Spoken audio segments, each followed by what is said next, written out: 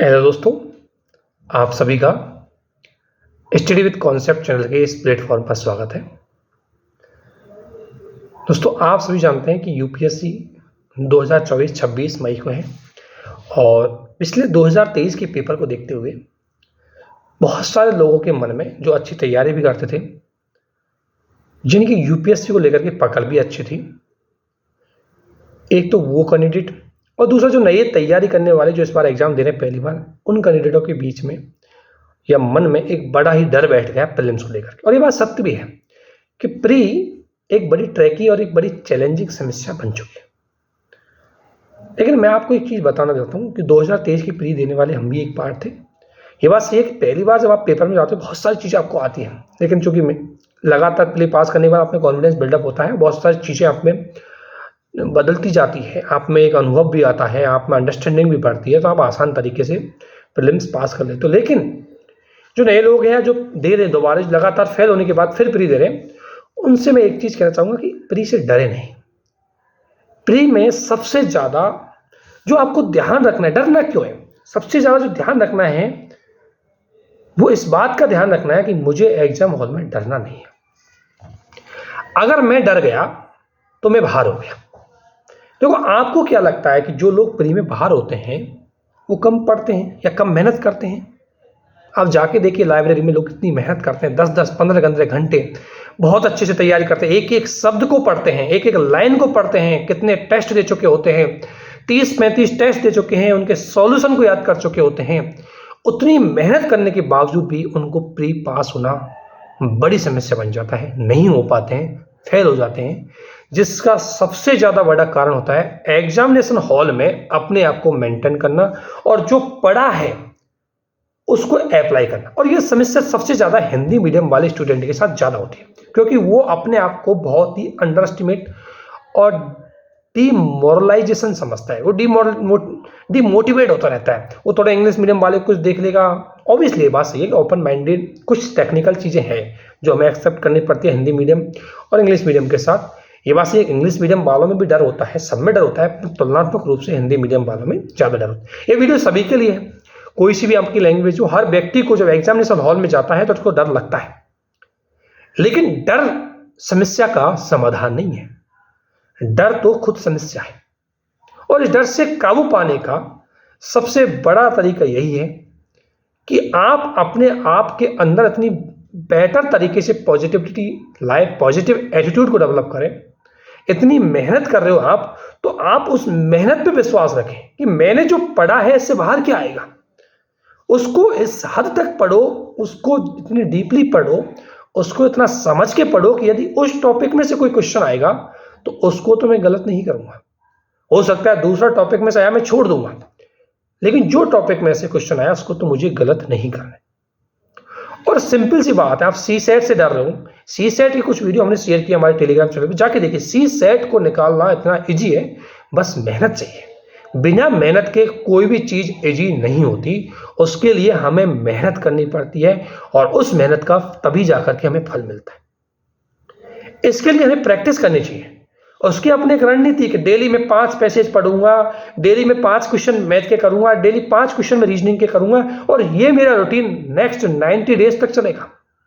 और अगले 90 डेज में मैं इसके साथ कोई कॉम्प्रोमाइज नहीं करूंगा। तो हम आपको गारंटी देते हैं कि 40 दिन बाद, 30 दिन बाद आपको खुद को लग जाएगा कि मैं सीसेट में फेल ही नहीं हो सकता। इतनी टेंशन क्यों लेके बैठा हुआ? तो वो सीसेट में कभी फेल नहीं होगा जिसने काम किया है। सीसेट को ऐसा भंडार तो है नहीं कि बहुत बड़ी समस्या कि हम उसमें फेल हो जाए। और जो और लोग पास होते हैं तो हम क्यों नहीं पास हो सकते? ऐसा कौन सी चीज़ है उस सीसेट में जो हमें नहीं आती और कौन नहीं सीख सकता? सब सीख सकते हैं, लेकिन अपने मन में विश्वास रखें। क्योंकि यदि जब तक आप चाहे कितना ही पढ़ लीजिए, जब तक आपके मन में विश्वास नहीं होगा, आप जो ऑप्शन लगाएंगे उन ऑप्शनों को बदलते रहेंगे पेपर में। और बहुत सारे कैंडिडेट लास्ट टाइम पे अपने ऑप्शन बदलते हैं, उनकी वजह से ही एग्जाम से बाहर होते हैं। इसलिए जो कैंडिडेट लगातार कंटिन्यू प्री पास कर रहा है, उसका कारण यह है कि वो बहुत पॉजिटिव रहता है, बहुत स्मार्ट तरीके से प्री को सॉल्व करता है एग्जामिनेशन हॉल में, और जो पढ़ा है उसको यूज कर लेता है। और जो candidate back to back pre में फेल हो रहे हैं, उनका यह कारण कभी नहीं हो सकता कि वो प्री में कम पढ़े थे। उनका 99% कारण यह है कि वो उस जो भी चीज पढ़ी है उसको अपने आप को बहुत ही कमजोर समझ लेते हैं एग्जामिनेशन हॉल में। अगर लगातार 4 क्वेश्चन नहीं होते तो उनको लगता है कि मेरा तो सब कुछ बर्बाद हो गया, मेरे घर वाले क्या कहेंगे, मेरे दोस्त क्या कहेंगे, मेरे उस दोस्त का सिलेक्शन हो जाएगा, मेरा नहीं हुआ, मेरा एक चौथा अटेम्प्ट है, 5वां अटेम्प्ट है। इतने क्वेश्चन जब आप एग्जामिनेशन हॉल में अपने माइंड में सेटअप कर लोगे तो डेफिनेटली कि आपका माइंड तो नेगेटिव हो ही जाएगा। इतनी ज्यादा नेगेटिविटी जब आपके माइंड में एग्जामिनेशन हॉल में आई जाएगी तो आपका पॉजिटिव रहना और क्वेश्चन को सॉल्व करना कभी भी संभव नहीं। क्योंकि जब हम आत्मविश्वास खो देते हैं तो हर क्वेश्चन में आपको डाउट होने लग जाता है और डाउट की वजह से हम गलत आंसर पर पहुंच जाते हैं और यही कारण है कि लास्ट में हम बाहर हो जाते हैं। नहीं तो प्री से आप बाहर हो, इसका ये कारण नहीं कि आप पढ़े नहीं थे।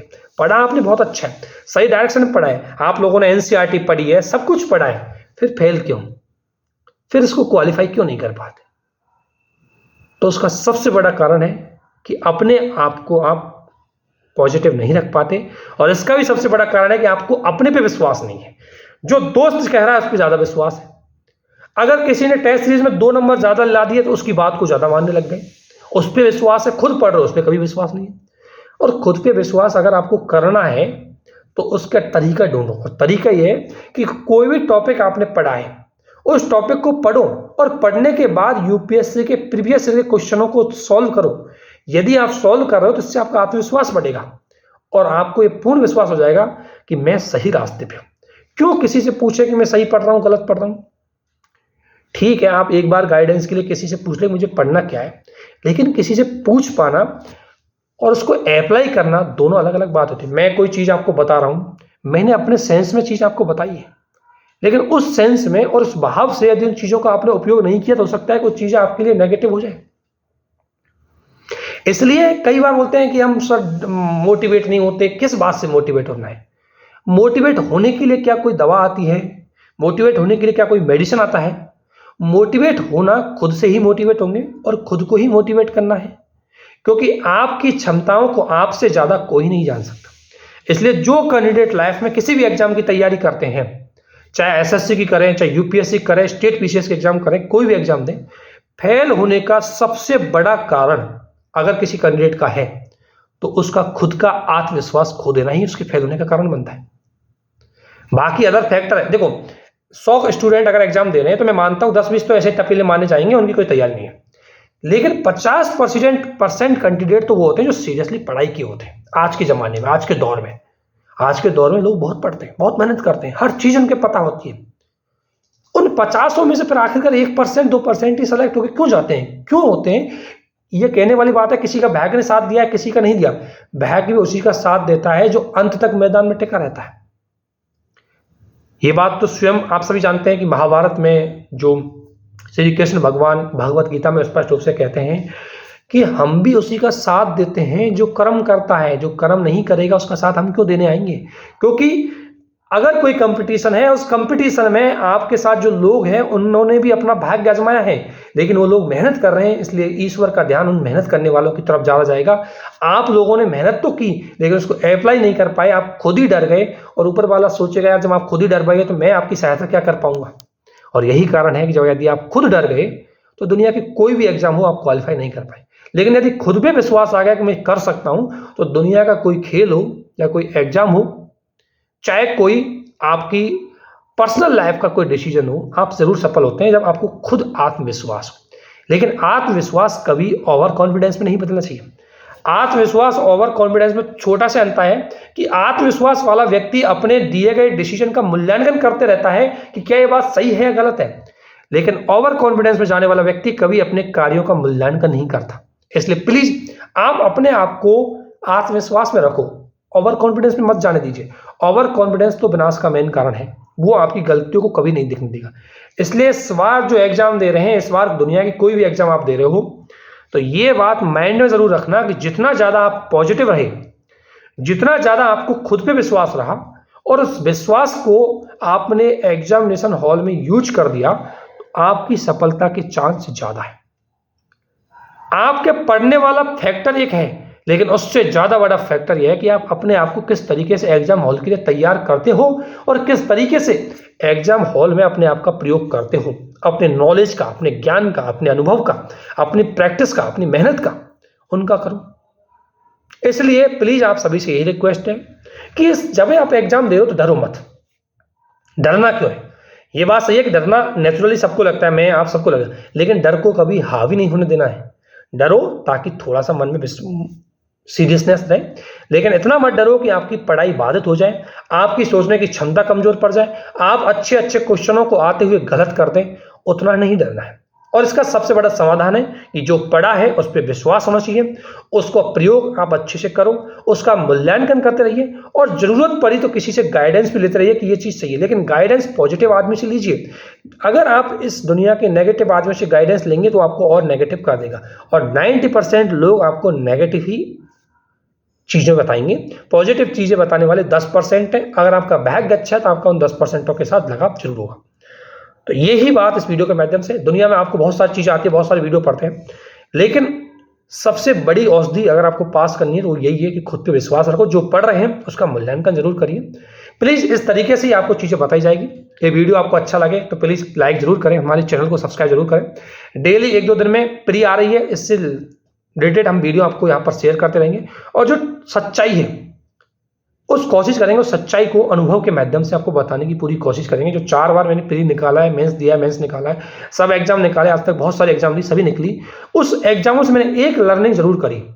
ऐसा नहीं है कि मेरी एग्जाम इसलिए लगी मैंने बहुत पढ़ लिया। मुझसे ज्यादा पढ़ने वाले, मुझसे ज्यादा इंटेलिजेंट, मुझसे ज्यादा ज्ञानी इस दुनिया में मैं तो छोटा सा 1% भी नहीं हूँ। इतने ज्यादा धुरंधर स्टूडेंट एग्जाम देते हैं, लेकिन हमारा या किसी का पास होने का सबसे बड़ा कारण है कि खुद पे जितना पढ़ा है उस पर विश्वास रखें, उसी से आपकी एग्जाम निकलेगी।